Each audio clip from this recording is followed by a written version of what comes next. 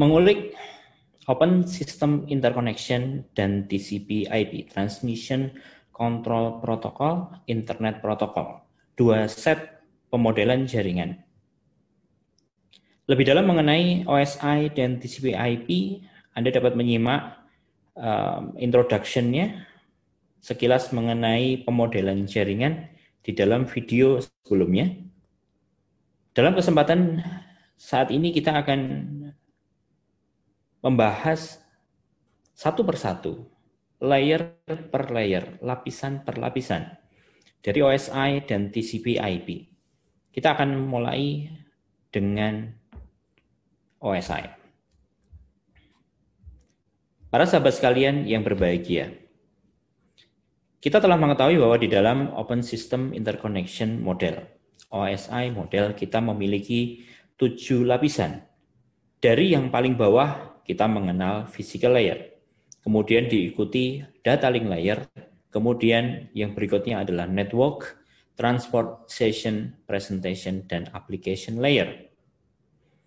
Di dalam 7 lapisan ini, kita dapat memahami masing-masing peran di dalam bagaimana jaringan komputer, computer network, atau yang kemudian kita mengenalnya salah satu implementasi dari computer network adalah internet. Ada 7 lapisan yang masing-masing memiliki peranan. Yang pertama adalah physical layer, di mana dia akan membahas mengenai bagaimana secara fisik jaringan komputer itu dapat dibentuk. Kita mengenal di sana ada berbagai macam perangkat. Kita mengenal di sana ada interkoneksi yang menggunakan kabel. Kita juga mengenal ada interkoneksi yang nirkabel, artinya tanpa menggunakan kabel. Itu semua menjadi domain pembahasan di dalam layer physical. Kemudian naik ke atas ada data link, network, dan seterusnya. Nanti insya Allah akan kita bahas satu persatu. Model ini dibuat oleh International Standard Organization sebagai sebuah model yang diperkenalkan kepada masyarakat untuk digunakan sebagai standar di dalam pengembangan. Tidak hanya pengembangan perangkat, namun juga pengembangan aplikasi. OSI dia juga digunakan sebagai titik referensi untuk membahas tentang spesifikasi protokol-protokol yang didefinisikan di dalam jaringan komputer. Protokol adalah tata aturan, protokol adalah kesepakatan, protokol adalah satu set guideline yang kemudian digunakan sebagai sebuah standar tentang bagaimana sebuah komunikasi dapat dilangsungkan. Di dalam OSI model, kita dapat mengklasifikasikan layer-layer tadi ke dalam 2 bagian. Yang pertama adalah upper layers. Jika Anda bisa mengingat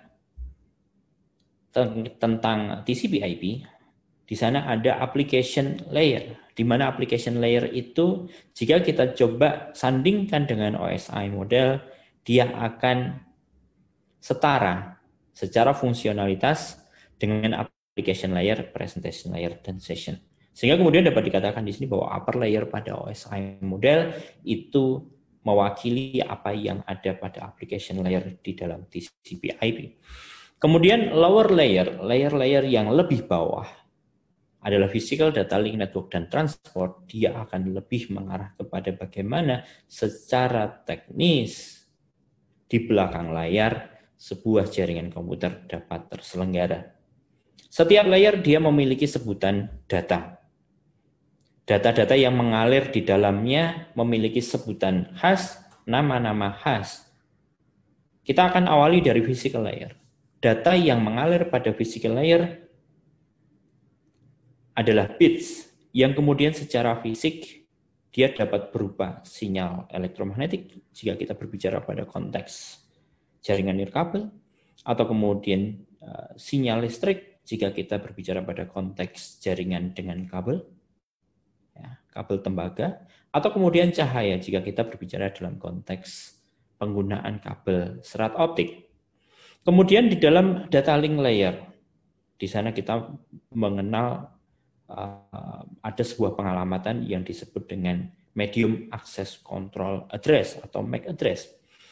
Sebagian Anda nanti insya Allah akan lebih dalam membahas mengenai itu di pertemuan yang lain. Insya Allah nanti akan lebih dalam di sana. Data yang mengalir di dalam data link layer disebut dengan frame.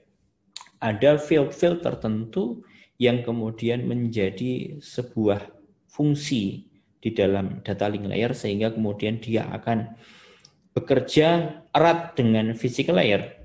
Berbeda jenis media yang akan digunakan akan kemudian menyebabkan protokol yang digunakan di dalam mentransmisikan data di dalam data link pun juga nantinya akan berbeda.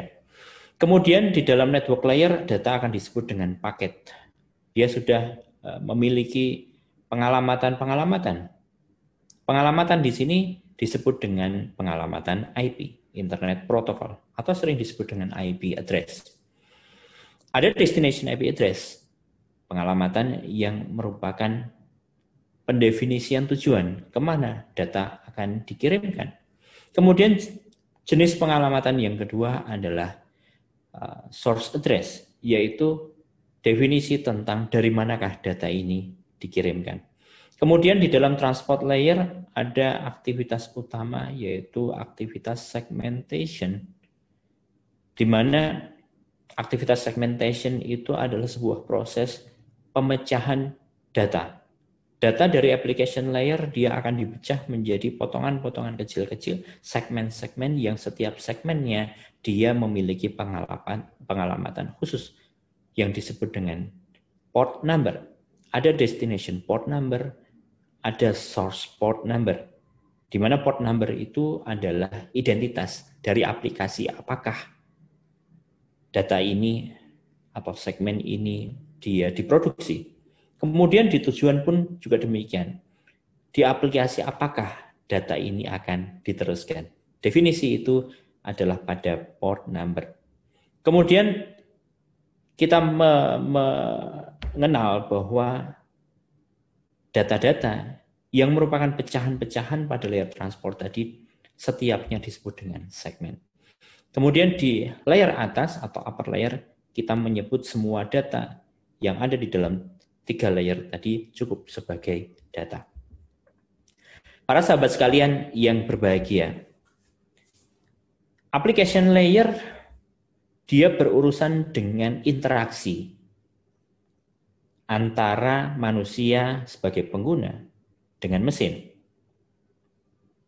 Di sana akan dibahas, akan didiskusikan, akan distandardisasikan tentang apa-apa saja yang kemudian akan membantu pengguna di dalam mengirimkan atau menerima data dari jaringan komputer.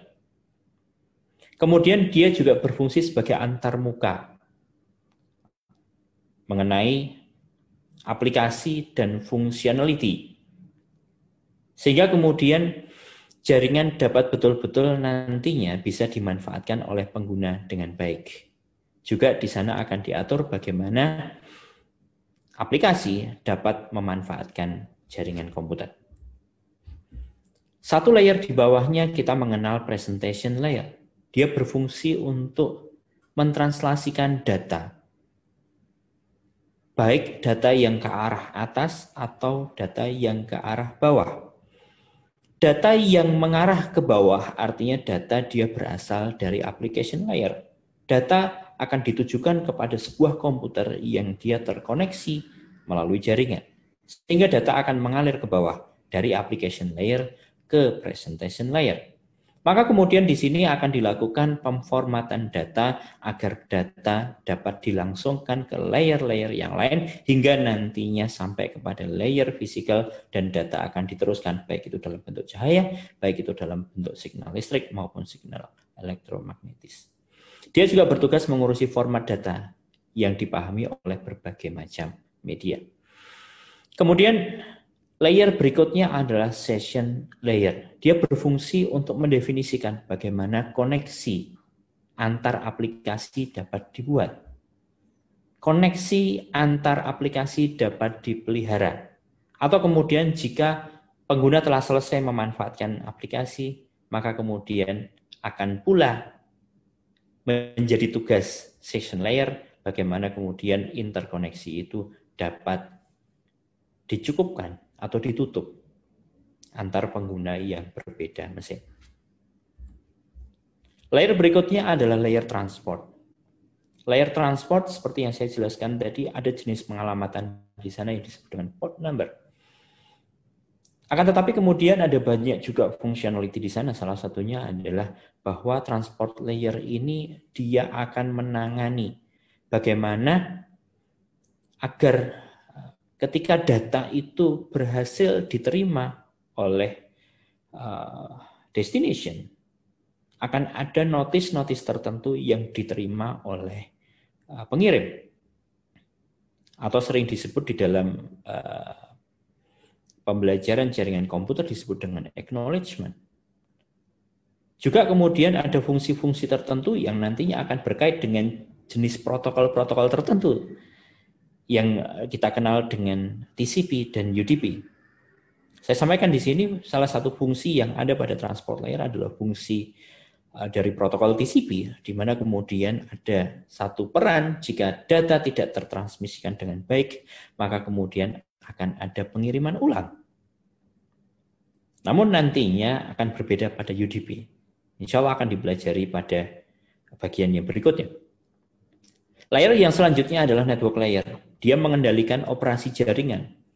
Seperti bagaimana caranya menentukan rute. Akan mengarah kemanakah data-data ini ketika tujuan telah terdefinisi. Ada rute yang kemudian harus dilalui oleh data. Rute pengiriman paket inilah yang kemudian nantinya menjadi salah satu peran dari network layer. Kemudian selain itu network layer juga mendefinisikan alamat IP tentang dari mana data ini berasal dan akan kemana data ini akan ditujukan. Yang berikutnya adalah data link layer sebagai fasilitas transmisi raw data. Mentransformasikan data tersebut ke saluran khusus yang kemudian nantinya di sana akan dilalui oleh data.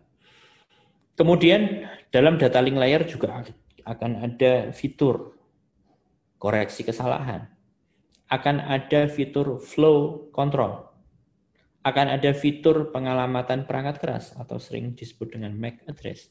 Dan juga dia menentukan bagaimana perangkat-perangkat jaringan seperti hub, bridge, repeater, atau switch pada layer ini beroperasi. Kemudian layer berikutnya adalah physical layer. Dia akan mengirim data dalam bentuk bit-bit. Bisa dalam bentuk cahaya, bisa dalam bentuk signal listrik, atau kemudian dalam bentuk signal elektromagnetik ke dalam media komunikasi. Media berbagai macam. Anda sudah mempelajari di dalam pertemuan-pertemuan atau video-video yang lain bahwa kemudian kita mengenal ada kabel tembaga, kabel fiber optik, kita juga mengenal ada komunikasi yang tanpa menggunakan kabel. Kemudian physical layer juga mendefinisikan media transmisi jaringan, metode pensinyalan, sinkronisasi bit, arsitektur jaringan, topologi jaringan, dan pengkabelan. Yang berikutnya kita masuk ke dalam model TCP/IP. Hanya ada 4 layer saja di sana. Network access, internet, transport, dan application. Transmission control protocol, internet protocol, ini adalah protokol yang pertama digunakan di internet dan hingga sekarang masih menjadi standar yang banyak dipakai di dalam pembuatan perangkat-perangkat keras dan software-software atau protokol-protokol yang berkaitan dengan network. Protokol TCP/IP ini terkenal karena sifatnya yang sangat terbuka dan dia platform independen sehingga banyak merek dapat masuk dan mengembangkan perangkat-perangkat atau aplikasi-aplikasi tertentu. Protokol ini dapat menghubungkan segala jenis komputer yang arsitekturnya berbeda dengan syarat setiap komputer tersebut menggunakan TCP/IP. Inilah yang disebut dengan protokol. bahasa yang disepakati. Sehingga merek apapun, perangkat apapun, dengan arsitektur apapun, selama kemudian dia berbicara di dalam bahasa TCP/IP, maka kemudian mereka akan dapat berkomunikasi. Kita ingin mencoba melihat korelasi. Di dalam TCP/IP ini ada 3 peran layer pada referensi OSI. Pada lapisan ini terletak semua aplikasi yang menggunakan protokol TCP/IP seperti HTTP, Hypertext Transfer Protocol, FTP, File Transfer Protocol, SMTP, Simple Mail Transfer Protocol, dan DNS, Domain Name System. Di dalam video yang lain, satu persatu nanti insya Allah akan dibahas. Lapisan ini yang akan digunakan oleh user di dalam berkomunikasi tentang bagaimana sebuah web yang berasal dari sebuah perusahaan bisa diakses oleh pengguna. Ini adalah menjadi tugas dari application layer.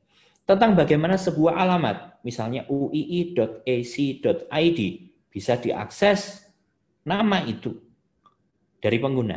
Ini adalah tugas dari application layer. Layer yang berikutnya adalah layer transport. Lapisan ini berisi 2 protokol yang bertanggung jawab untuk mengadakan komunikasi antara 2 host atau komputer. Dikenal di dalamnya TCP dan UDP. Ini sama dengan layer transport pada referensi OSI. Layer yang berikutnya adalah internet layer. Dia bertanggung jawab untuk pengiriman paket data dalam jaringan ke alamat yang tepat. Beberapa protokol lapisan internet yang utama adalah IP atau Internet Protocol. Yang kedua adalah Address Resolution Protocol. Yang ketiga adalah ICMP atau Internet Control Message Protocol. ARP nanti akan berkaitan pula dengan network access karena kemudian ARP ini dia akan mentranslasikan atau menerjemahkan alamat IP ke dalam MAC address dan sebaliknya. Kemudian network access layer. Network access layer ini dia bertanggung jawab untuk mengirim dan menerima data dari dan ke media fisik, kabel atau nirkabel tadi. Protokol pada layer ini harus mampu menerjemahkan sinyal-sinyal listrik atau sinyal cahaya atau elektromagnetis menjadi data digital yang kemudian dimengerti oleh komputer. Jika kita menilik kembali apa yang ada di dalam video yang sebelumnya, bagaimana perbandingan antara TCP/IP dan referensi OSI, 2 pemodelan di dalam jaringan ini. Anda akan bisa melihat application layer, dia akan setara dengan 3 layer pada referensi OSI. Protokol-protokol yang ada di dalam masing-masing layer itu kemudian diletakkan di dalam gambar ini di bagian tengah agar memudahkan Anda di dalam memahami protokol apa saja yang ada di dalam masing-masing layer tersebut. Masing-masing protokol ini memiliki fungsionalitas yang khas sehingga Anda sebagai pengguna internet dapat dengan mudah meneruskan data, berkomunikasi dengan orang lain. Network access layer. Di dalam TCP ini Anda akan bisa melihat bagaimana dia akan setara dengan data link dan physical.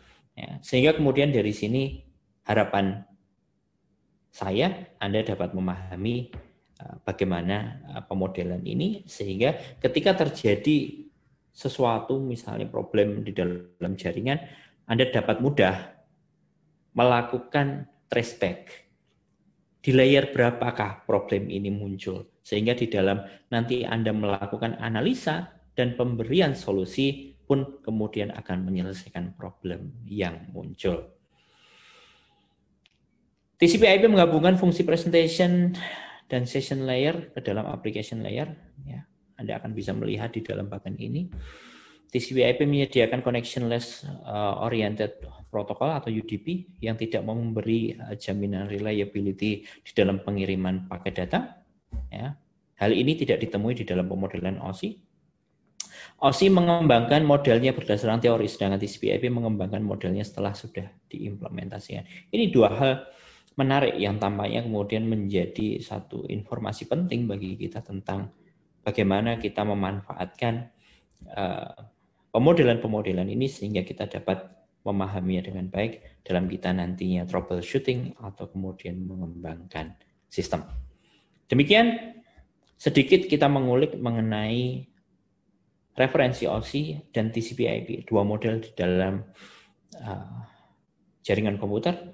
Semoga kemudian ini semua dapat membantu kita di dalam melakukan analisis dan pengembangan sistem yang berikutnya. Semoga bermanfaat. Assalamualaikum warahmatullahi wabarakatuh.